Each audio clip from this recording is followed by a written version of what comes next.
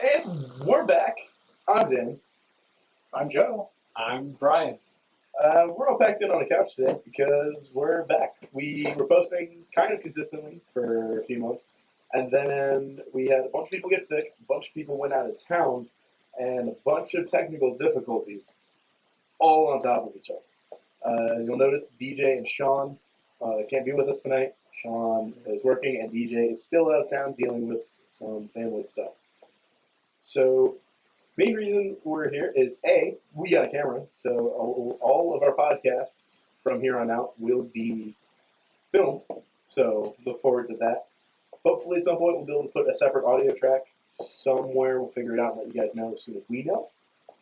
On top of that, we got some good or bad news depending on how you felt about us for some of the projects we've been working on. So with the exception of our Batman Arkham Asylum playthrough, which is ongoing, and we had some staffing changes just because of the editing stuff and people going out of town, so we're working on getting those out to you guys as soon as possible.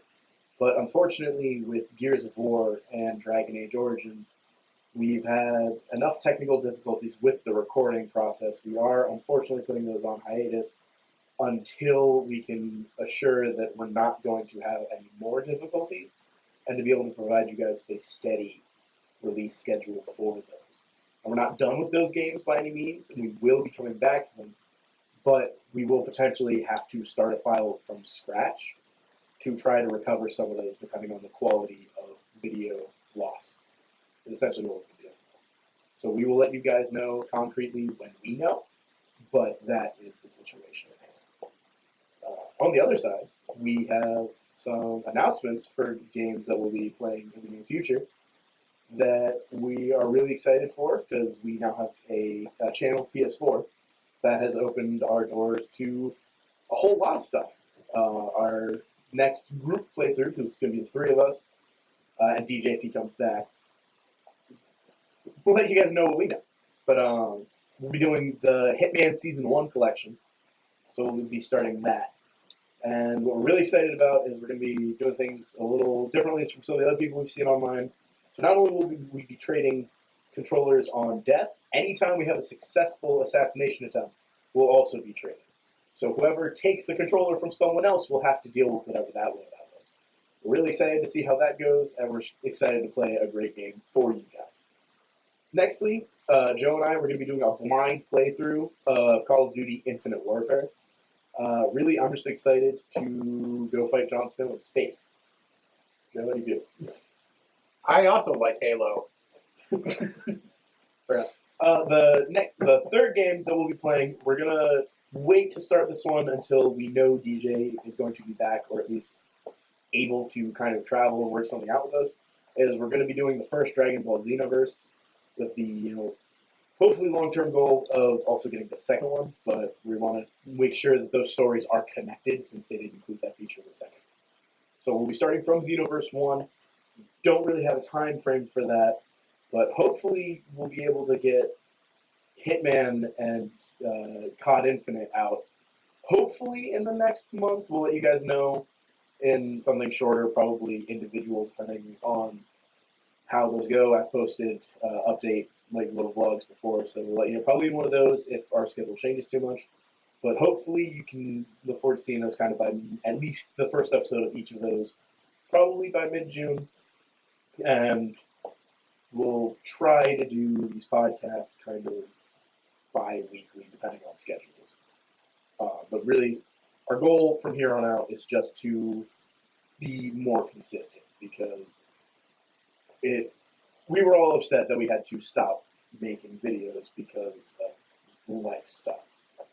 But we've gotten a bunch of new equipment, and we've gotten a lot of scheduling things out of the way. And with summer coming up, hopefully that leaves us a lot more available to do stuff for you guys. So that's kind of the shape of things, and I've spoken for 4 or 5 minutes now. So here for what you guys normally come for is our little topics, which, keeping with the summer theme, what's your favorite movie that has ever come out over the summer? Favorite summer release? Gee, maybe I have to think back to something that I know I saw over the summer. Well, I think my favorite story about a summer release is probably for the first Transformers movie back in, was that summer of 2007? I believe so. Something like that. Something like that. So, my friend had won 5 tickets to the premiere, like the critical premiere for the first Transformers movie. And this was kind of a little bit before the ubiquity of cell phones. Like, I had one, but I don't think he did. But anyway, so we were all going to meet at the Uptown Theater in DC. But the planning process was not as thorough as it should have been.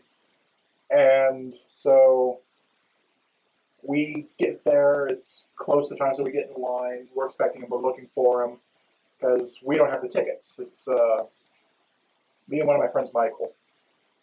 So Mike and I are there, we're just kind of frantic. There's this lady kind of, being security, because this is like, critics are there, so like local celebrities and stuff. And it's a very limited release, very limited seating, and that's why they gave out the tickets. So I plead with the lady, look, can we just go inside, look to see if he's already there? He's not, the people I knew were traveling with him. Again, I don't remember if he had a phone or someone else, but there was only one phone for each party involved. So I go in, I don't see him. We just get back in line. Well, we must have had the saddest puppy dog faces ever. Because when it's time to go into the movie, the ticket lady just let us in. Again, we never had the tickets. It probably sounded like, at least to me, sounds like one of the easiest scans in the book. Look, my friend has them. But I guess we just looked genuine enough and genuinely disappointed that she let us in. Actually sat next to, what's his name? It's one of the local TV or movie reviewers, Arch Campbell, I think. Oh yeah, Yeah. So wears a hat. wears a hat. He's got a mustache. We sat next to him, watched the movie. It was pretty okay. I was 18, so I enjoyed it. And that was fun. Got to see it for free before everyone else. And when we get out of the movie theater, I check my phone. Turns out the guy that won the tickets got there late and was refused entrance because they were out of seats. So the guy that actually had these tickets didn't get to see the movie, and my mug did. So while it's not my favorite summer release, it's my favorite summer release story. We all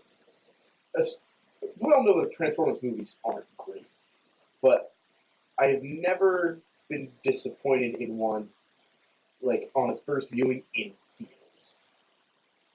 Those are movies I definitely have tried to see in theaters every time, because those are definitely movies that lose something in the transition from theater to home. So the spectacle of those is enough for me, just like it is for a lot of people who love the Marvel movies. That's not a slam on the Marvel movies. I mean, I'm admittedly like a DC fan, which in the current cinematic climate might not be the best thing to admit, but it's a long-standing fact that the Marvel movies are known more for their spectacle than their character development. My favorite summer release, though, ironically, that being said, is probably Guardians 2, which just came out. It's actually probably tied for me with Godzilla 2014.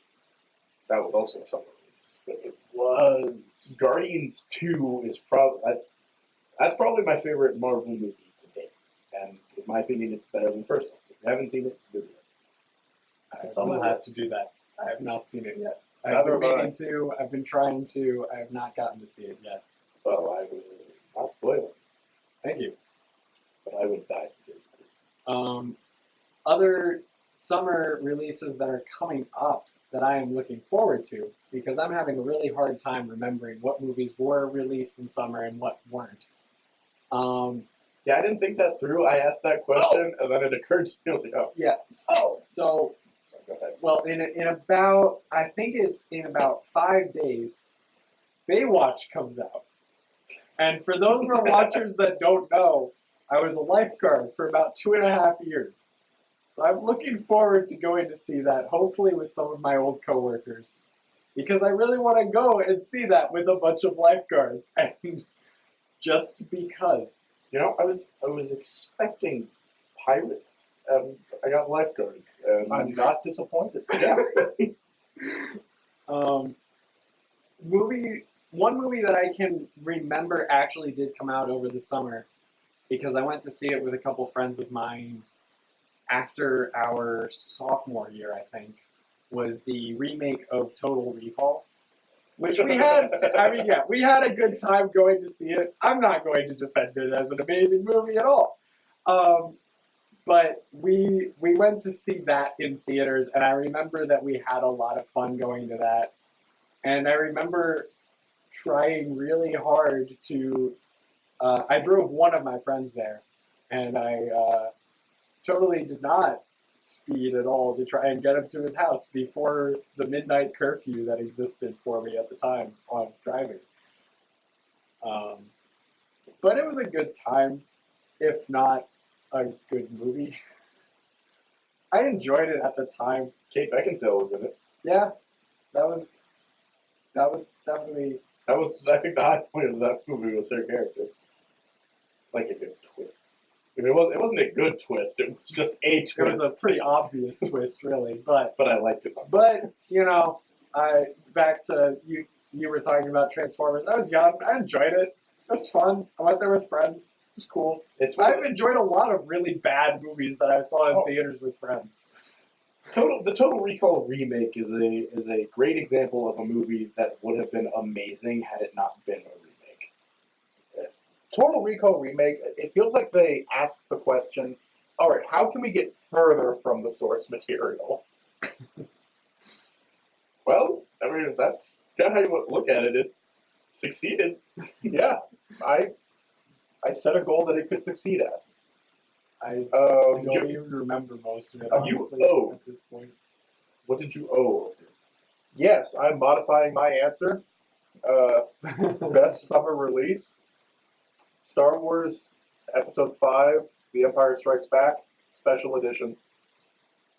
That was a summer one, wasn't it? Yeah. They put them out like one a month for It that was summer. like, May, June, and July. Was that 98 or 99? It was 96. It couldn't have been. 96 or 97. I was old enough to go see those with my dad. I would have been 4. Well, I would have been 4 or 5, and if it was 97, 4 in 97, 5 in 98.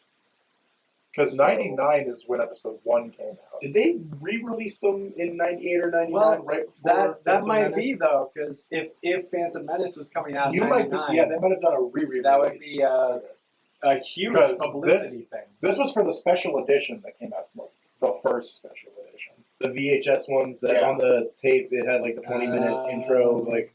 Yeah, and it came in like the gold and the silver box sets. Which I found out talking to my roommate. I used to think that there was no difference between silver and gold. One is full screen, one is widescreen. Yeah, one is letterbox. Don't ask me which one is which because I can't remember. I'm sure someone will correct me in the comments. I want to say gold is full screen. That sounds right. That was the one my dad had. Yeah. And I would always get angry watching that version because it cuts off part of the opening scroll on each side, so that you can't read the full line until it's already very small and away. You'll never unhear George Lucas just, well, this is my perfect vision for the... I really didn't want to have some dewbacks in the background during this scene, and I really think it brings things together. It creates some life for the et cetera, but Empire is also the least touched of those movies. Yeah. Like, the biggest thing they did was make Cloud City less claustrophobic, which I'm okay with. Didn't they, maybe not in that release, but they have at some point, didn't they go back and make the phallic space worm that's CG now? No, I think that's still a practical effect. Or did they just really clean up the puppet? So They probably just cleaned up the puppet. And then for the DVD release, they changed the Emperor's hologram to fit more in line with Episode 3 Revenge of the Sith. But I think that is... I tack that one into the unnecessary ones. It was cool to get Ian McDiarmid in his makeup and do that, but the new dialogue just seems a little unnecessary. well, apparently, something I've learned recently, again, I'm talking about my roommates, so feel free to fact check, but I guess part of how they were able to, if you've seen the Blu-rays for Phantom Menace, they went back and took out Puppet Yoda and replaced it with the CG model. Oh, gross. To kind of give, even though it's not the best looking CG model, it at least provides a sense of like consistency to the prequels. Makes a uniformity of And Yoda effect. the way they proved that they could do it was they went and I don't know if there's a way to find these or not, but they made Empire test footage and made a digital Yoda and put him in all of those scenes. Oh. So I don't think that's on the Empire Blu-ray, and I don't think that's available anywhere, but that could realistically be something we potentially see at some point in the future if someone decides puppets are stupid. I really hope not. We get CG Yoda for Empire and then a death scene. Which, spoilers if you haven't seen Jedi, I guess. Oh my god. You're a little bit, 37 you're years. a little bit late to the party, but sorry anyway. Well, it's like, I think it was when they were doing interviews for The Hobbit, the first Hobbit movie, someone asked Martin Freeman a question, and he... Did they get his normal response of... verbally, because he gave an answer like, but aren't you worried about spoilers? He's the book's 75 years old. People don't read anymore. Well, that is one digital change that they could do is when Darth Vader dies, they could have him disappear out of the armor.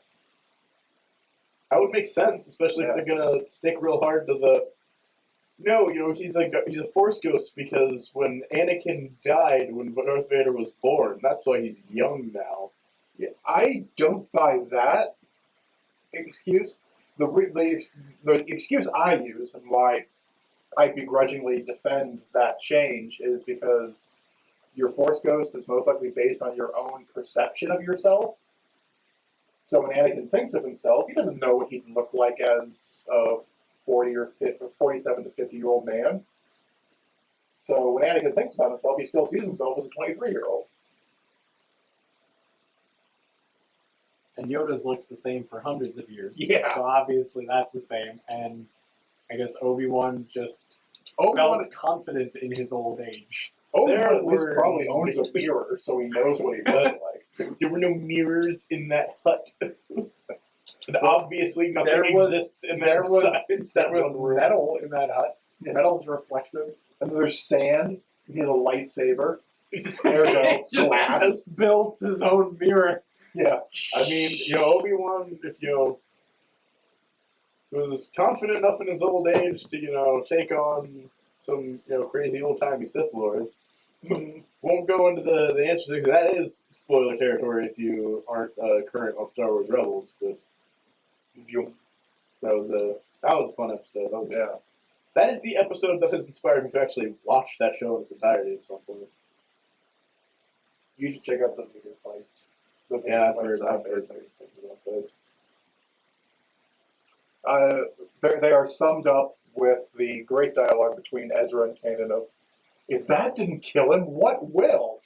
Not us. An accident. An accident is what killed him. An OSHA violation. I mean, honestly, the same. Darth Vader, in the grand scheme, has about as glorious a death as Nightwing does in the Injustice comic. When you find out that he slipped and bashed his head up on a rock. That's how Dick Grayson died. I mean, at least Vader had a short. So.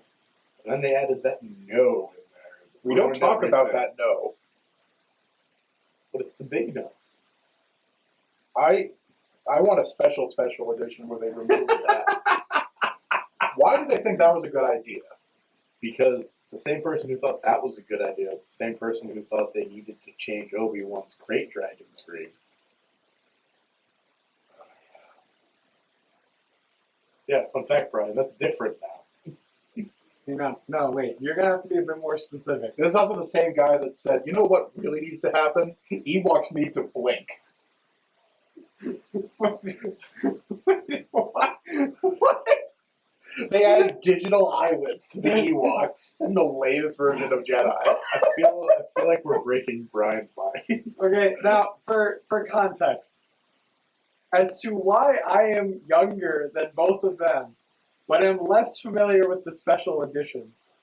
What I grew up on was the VHS set that has a black box and is really old, really beaten up cardboard at this point, and was basically not touched up at all from the originals. I had that version too. And that was what I grew up on, and that is, the first time I saw any one of the special editions was probably a little over a year ago at your house. And I was really surprised by some of the moments in it. Well, yeah, because Those were the DVD ones, I think. Yeah, there's the special edition. Yes. Then there's the DVD release where they did some more shenanigans. And then now there's even more shenanigans in the Blu-ray version. At least DVD to Blu-ray, there's not many. That's when the vocal things happen. Yeah. So I am always surprised to hear people talk about the changes in the special edition, because I literally haven't seen them still. I mean, there's an entire musical number that was added to the special edition. That one I did see, actually, but I think that, again, was at... That was added to the VHS special edition first. Yeah, the black box release, that was the last release before the special edition. Correct. Yeah.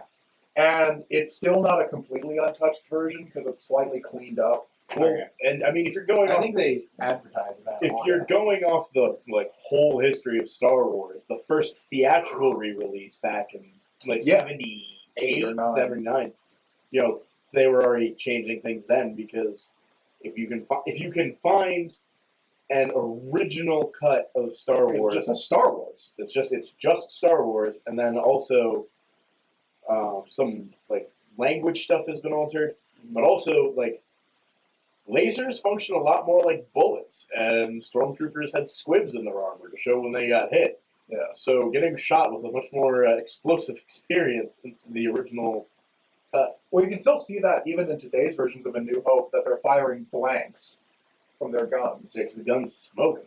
Yeah. And there's some kickback. Also, something that I'm always surprised when something gets it right. OG stormtroopers are only left-handed. Are you just saying that because you're left-handed? As a left-handed person, it's something I point out more often than not. But if you look, their holster is on the left, and most of them are always holding with the left. Because the gun that they used is a British SAS assault rifle, where the ammo clip, or the magazine, was also used as the second hand brace. Based on the stem, I feel like that was. I think it's the stem, yeah, where you hold it like that. Yep. And for some reason, it was designed for left-handed. I think it. Oh no, it wasn't. It was designed for the cartridges on the left, but the way that the Stormtrooper modifications to it worked, it felt more comfortable in the left. Because they no longer had that long thing to hold on to. Long story Yeah, they do have those stubby barrels. That's why you hold it. Well, part of, I think, speculating, I've never been able to use one, but I feel like part of the reason you hold the clip for that is just to brace it, because it has such a long magazine that the ammo can rattle and jam if it's not basically held in place. Yeah. That's speculation. Don't quote me on that. I know GunTube is big and knowledgeable, so anybody who has a correction for that, please feel educate me. In fact, if we're not even talking about the right gun, let us know. We That are. has been a problem, not with the channel, but a personal problem of ours. The Paris gun. consider. I started that rant with, I don't remember if this is World War I or II. And that is pretty much all the context that you need for that anecdote. Long story short, Palpatine did nothing wrong. And wouldn't you know it, our news episode accidentally became a Star Wars episode. How could this have happened? Very surprising. I'm Dan. I'm Joe. I'm Brian. And we'll see you guys soon.